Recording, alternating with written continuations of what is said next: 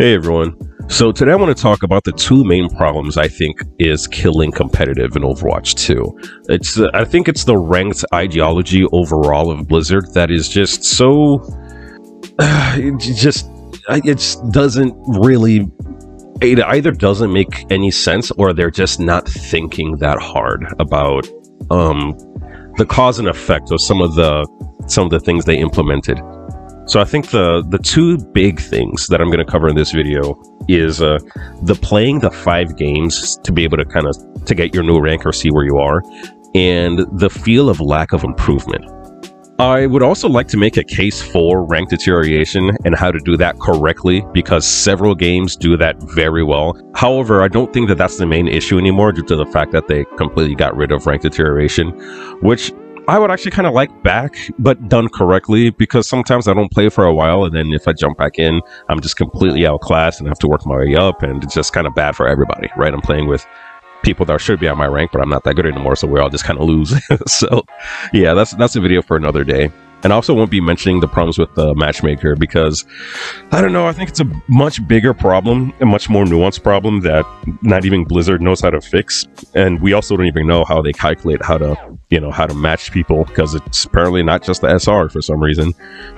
However, I do skim over something that might answer all of this, but I'm gonna leave that for another video that I can elaborate on in the future.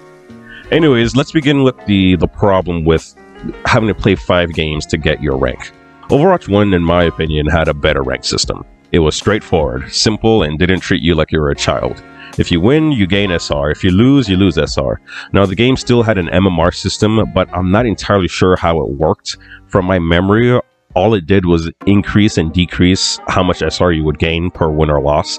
So if you had a bronze SR, but your MMR was like diamond, you would gain much more SR, much faster to get to the diamond level.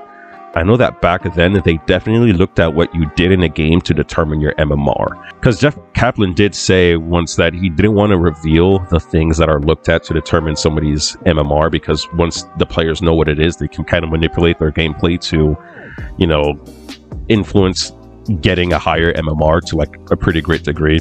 So I know it existed. But anyways, the point is the system back then made sense. Now Blizzard believes that that's too much for us to handle. So they implemented this play 5 games, used to be 7, and get your new SR. And I'm not really here to talk about the fact that it still keeps track of your SR like behind the scenes. So it's actually like very dumb.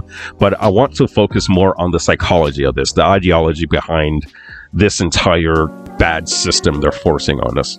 So the reason they did this, as I have said in other videos, is because they want people to not get discouraged by seeing their SR drop as they play. So by hiding everything, people would just keep playing to complete their 5 games before they get to see where they are. Maybe in the hopes of the next one will cancel out my last one, or we'll see at the end type of gambler's mindset. The problem with this is that I feel like it actually feels worse, because there is such a buildup before you get the great reveal. Unless you go up, you just feel worse. So if you play 5 games and rank down, that feels horrible. It's just horrible. It's almost like you wasted your time, because before, when you could see it, it was more of a gradual fall. Now it's just a giant gravity pull down to hell that just makes you feel bad. Also, if you play all those games and you stay at the same spot, it's just a severe buzzkill. Like you're waiting to see and nothing came from it. You're just still at the same spot. So 2 out of 3 versions of it, whether you go down, go up, or stay the same, 2 of those, it just feels horrible. Unless you go up significantly, you just feel bad. There's just way too much emphasis and so much builds up to that one moment that if you don't get something positive out of it, it just sucks. I would even argue that going up slowly felt better, because you could actually see yourself going up. You could just see it and it just felt more real. So the wins felt better and the losses didn't feel as bad. And these incremental gains and losses are important, because the big advice people had in Overwatch 1 about how to climb was that you play until you start to lose, like 2 or 3 in a row, and then you just kind of stop. Because at some point, you're just in a bad mindset. You're either fatigued or your mind just isn't where it needs to be to play the game for some reason.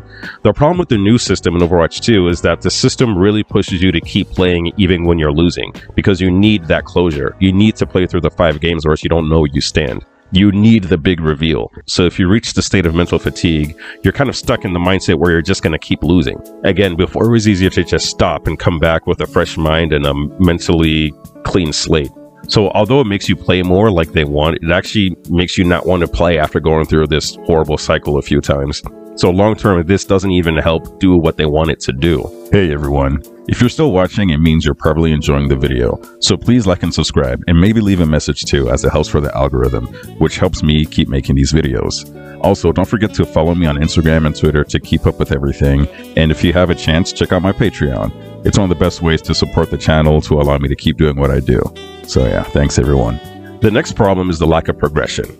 The other thing affecting the rank system is that everyone wants to climb. And that's not a bad thing, right? Everyone should want to climb. It's the entire point. But I would like to propose an idea or a belief that I have. Maintaining your rank is, in my opinion, almost the same thing as climbing. Because everyone is trying to climb at the same time, so everyone is also getting better. If you're able to stay in your rank after several games over a long period of time, you are actually improving because everyone is also getting better with you. So you're kind of keeping up with the flow of increased skill of the overall game of Overwatch. But you really have to zoom out to see this.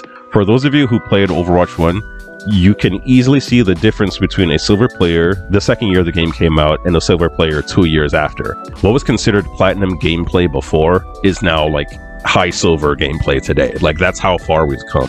Everybody's getting better. So the only way to climb is to get better much faster than everybody else. So it almost doesn't even feel like it matters if you yourself are getting better. You just have to get better faster than everybody else is getting better. And it feels like stagnation, but it's not. So I don't really know if there's a way to, have players see how much they've improved from before. Maybe instead of an SR system or along with an SR system, there's like some kind of global score that just continues to go up, since the max score can continuously increase or something like that. Actually, wait, the way I think about it, that might actually be what the original MMR was.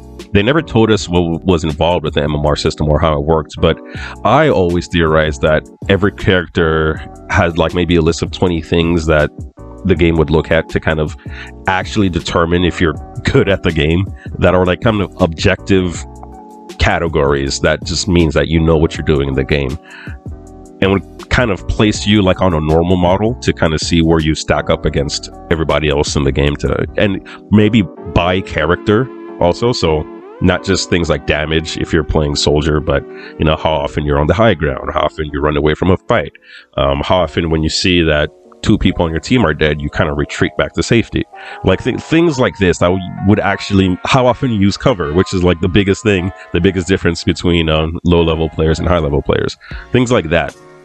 Anyways, in my theory, I would imagine that they look at all these things and then kind of put you in a normal model to kind of see how you compare to everybody else who plays that character. And it could even be map specific. I don't know. That's just my theory.